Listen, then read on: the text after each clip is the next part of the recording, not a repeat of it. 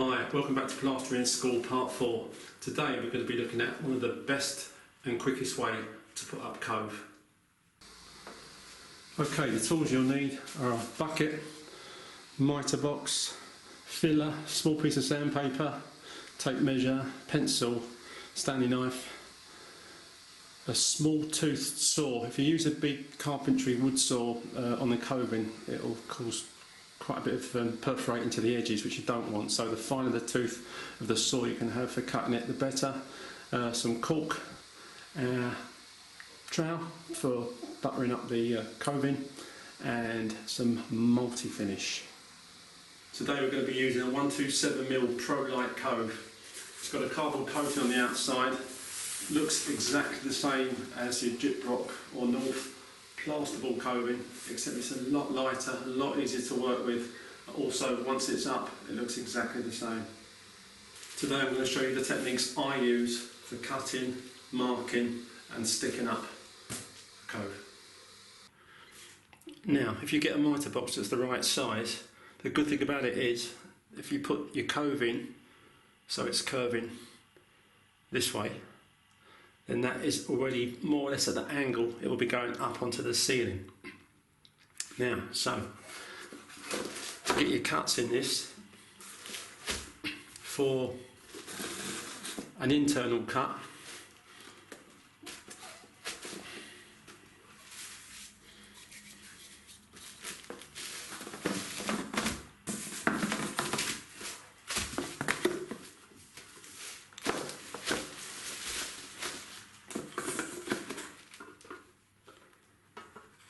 you would be cutting across at this angle.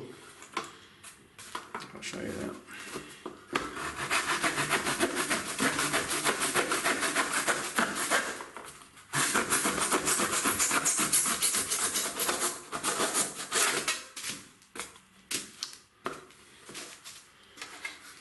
So, if you imagine you're looking down from the ceiling, that is your internal corner. Now, for an external corner, I'll cut on the opposite side of this. We're literally going to be cutting across here, and it's this part that will have the external corner on it.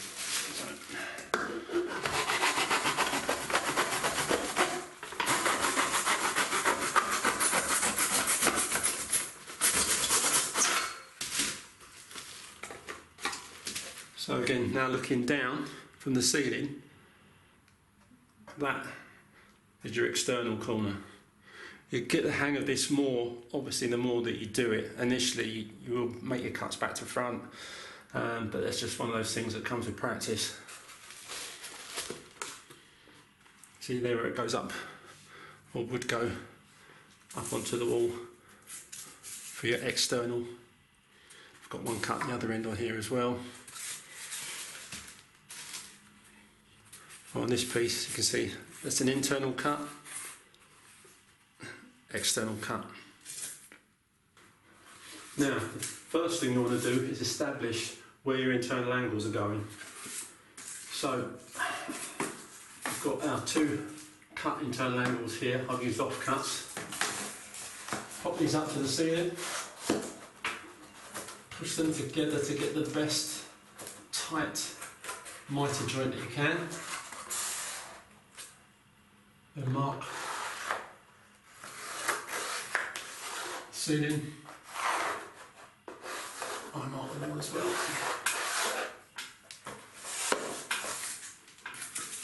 So when you're actually sticking up your coving, you've got a guideline as to exactly where you're meant to be sticking it, because coving can curve up more to the ceiling or down to the wall when you're pushing it up there. If you do it too far up, then when you come to stick your last piece in, or your next piece in, your mitre won't be meeting. So for example,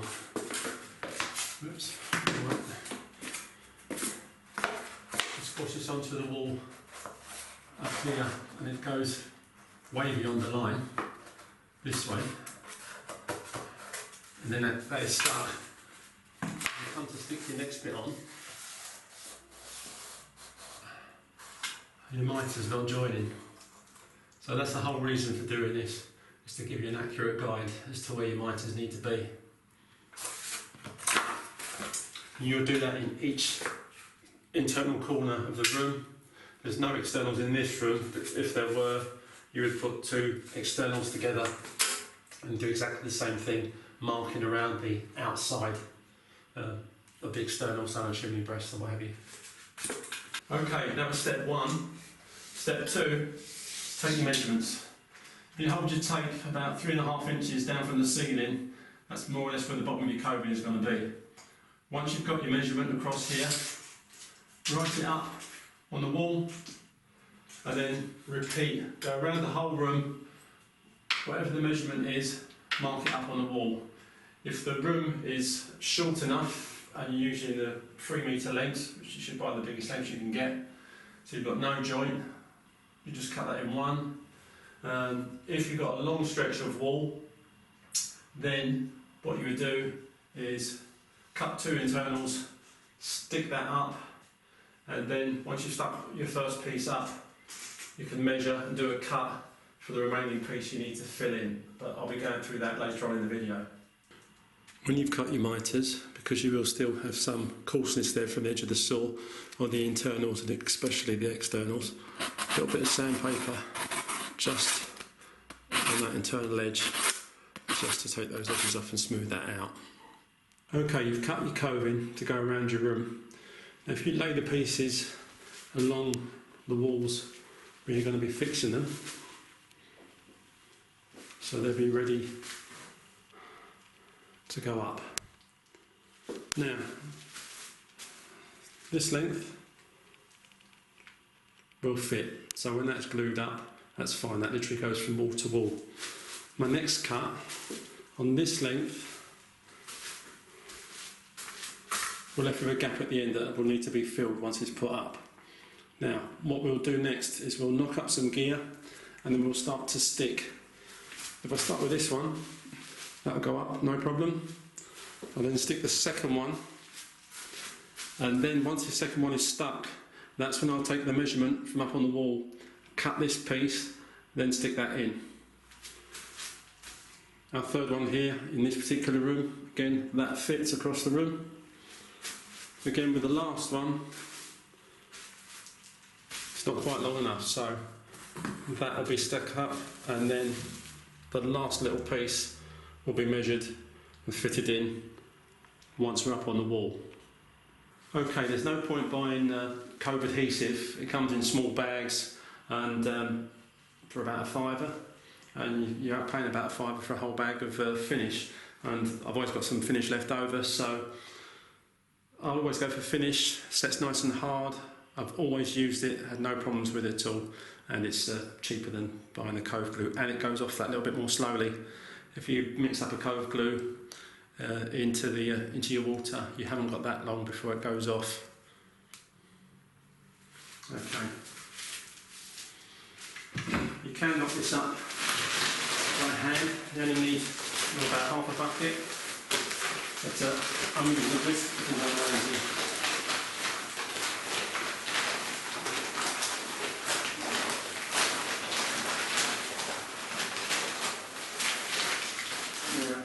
You don't want it too runny, otherwise it will drip all over the place when you're trying to fix your cove up.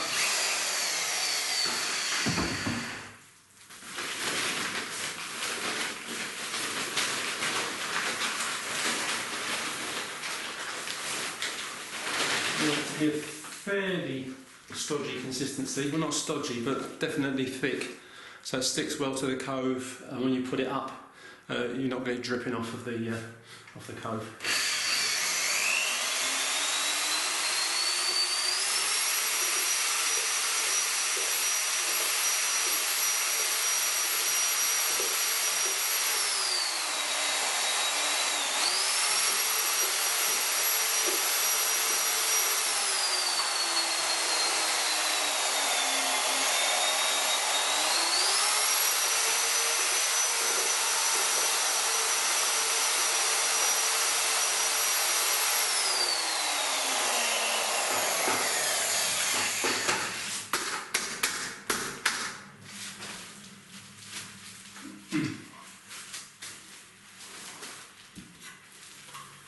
Okay, now that's a pretty good consistency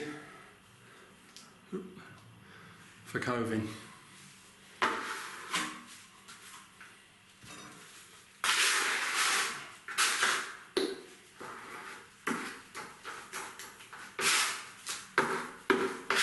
The buttering up technique again comes more with experience.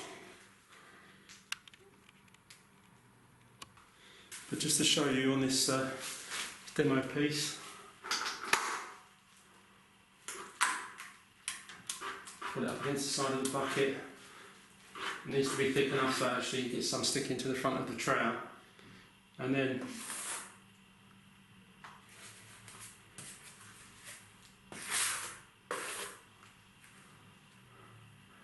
you're putting about an inch on each side.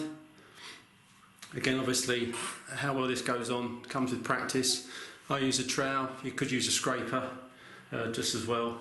Again, you've got quite a long time before this goes off compared to cove adhesive, so that's your buttering up technique, your two edges. Okay, so on to buttering up piece number one.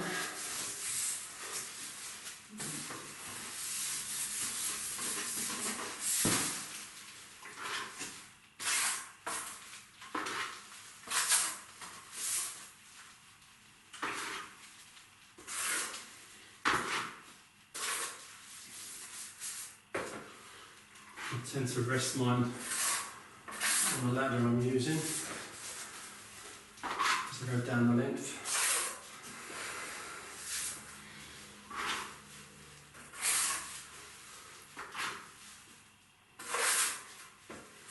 Can also rest it onto the floor.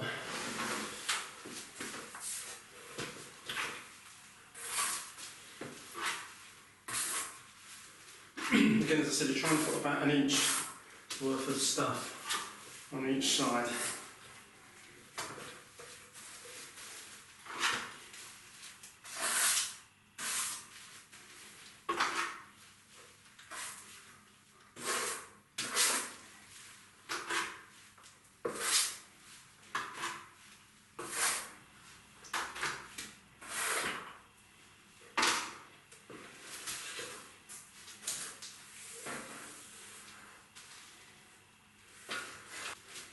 Okay, so take your first piece up. Now you line up the bottom with the marks that you made on the wall earlier.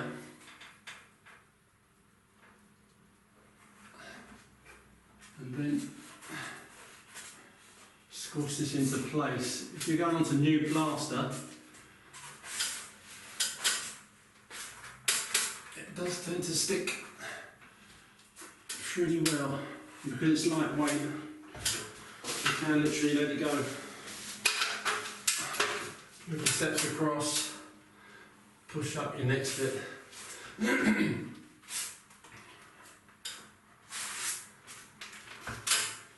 Into position. What do you do next? Do you mess about with the glue that's, or the plaster that's squashed out from the top and the bottom? No. You just leave it alone. You move on to your next piece.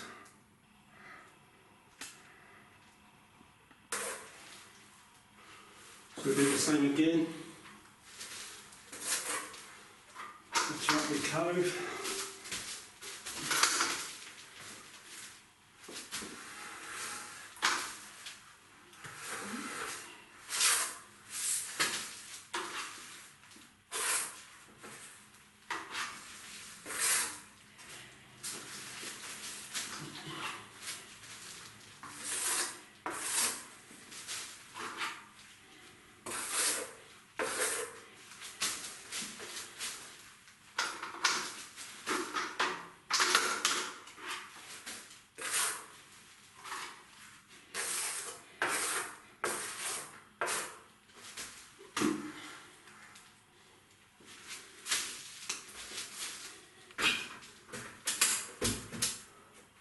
Line up the lines on there,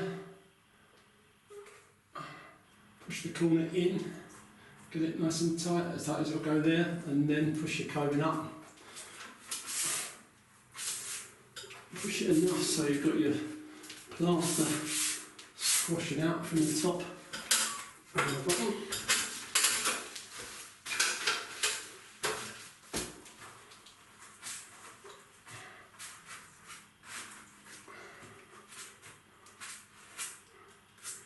Again, plaster that drops out from the top and the bottom, that squeezes out, just leave it alone. Okay, there's where this piece is short.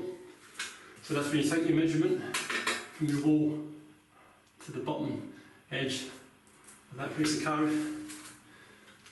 Cut a piece out, so you've got an internal for there and an external that will mitre up with this internal when you glue that up. So you butter that up.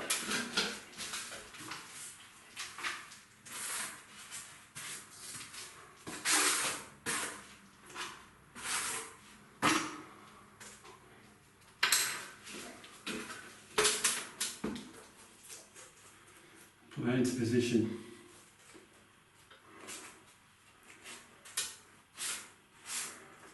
Push it back, make sure you stay within your lines on this end that you marked earlier at the beginning.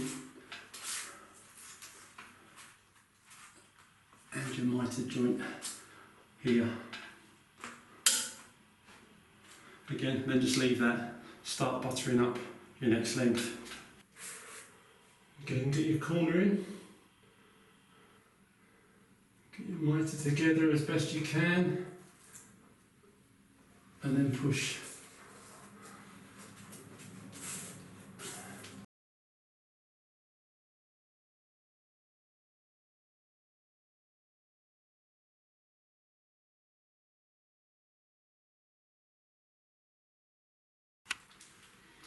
So we've measured up here for that final cut.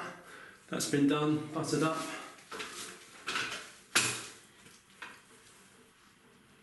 Pop that into place.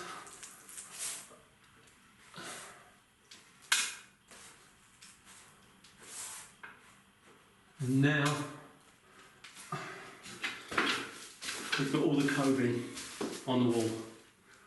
Still got plaster sticking out the top and the bottom of it. Look back to that first bit.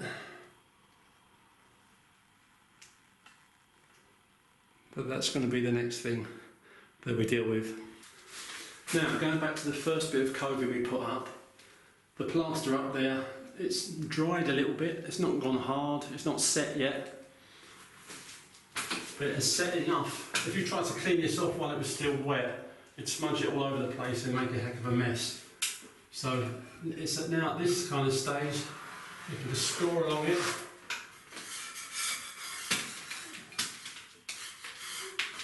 And it comes off like that. To the top.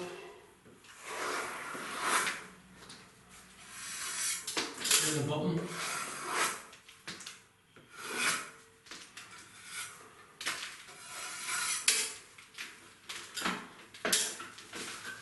And you just do this right the way around the room.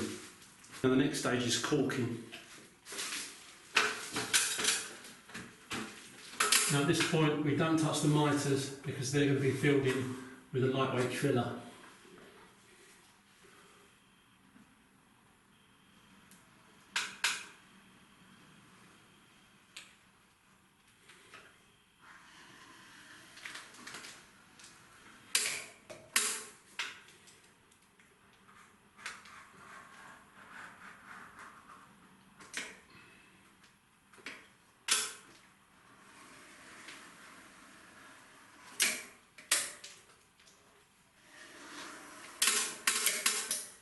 So doing a nice fine line.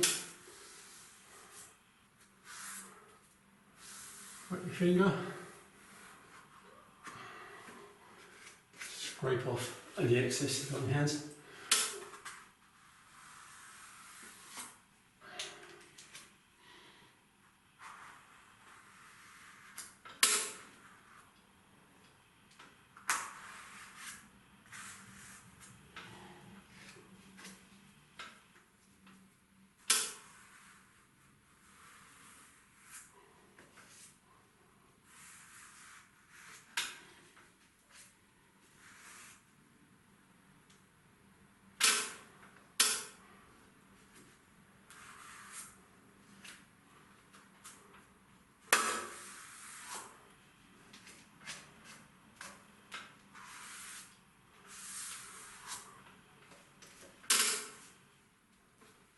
There you go, and basically we follow this procedure right around the cove.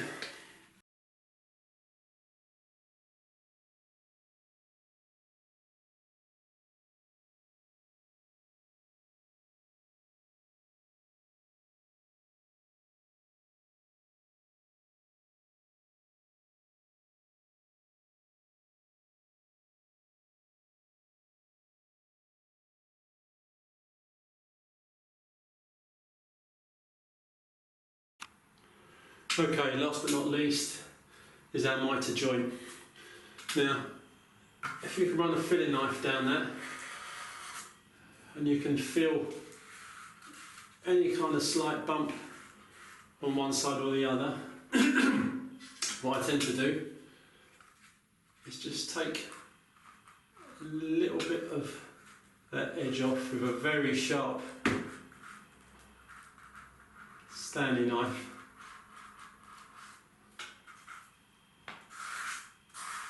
So we've got a nice clean hole.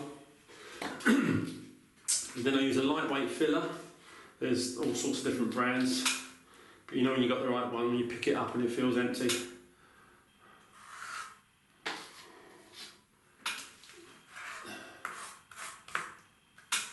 Put your filler over the joint.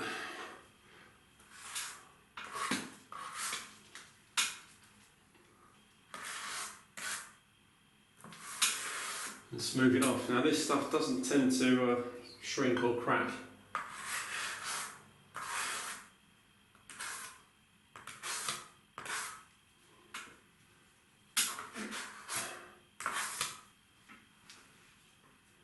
There you have it.